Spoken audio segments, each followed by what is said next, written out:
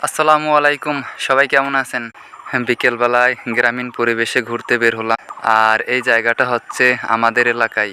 প্রতিদিন বিকেলেই ঘুরতে বের হই, আর এই টাইমটাই সব থেকে বেশি বের হই। আকাশের পরিস্থিতি দেখেন, এখনও অনেক রৌদ্র আছে। হ্যাঁ, গ্রামীণ পরিবেশে ঘুরতে আসলেই অনেক ভালো লাগে। এই ছেলে দুইটারে আমি চিনি, ওদের বাড়ি হচ্ছে অনেক দূরে।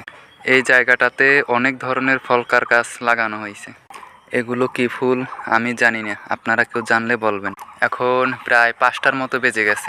আমার বন্ধু গোসল করতেছে, তো ওরে নিয়ে বাজারে যাব, তার জন্যই আমি অপেক্ষা করতেছি।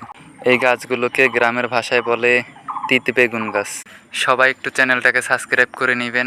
পানের বরজের পাশেই হচ্ছে পেঁপে চারা। আকাশে প্রচুর পরিমাণে রোদ।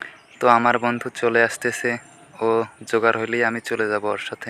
সব টাকা নিয়ে আসবি, আজকে তোর পেটের জোর আইবে ইয়ে খামু। তো তো আজকে ওই আমার ইনভাইট করছে বাজারে যাওয়ার জন্য। তো আজকে ওরা আর কি বাইঙ্গে খাইতে হইব, যা খাওয়াইবে তাই খাবো, তারপর তার বেশিও খাবো।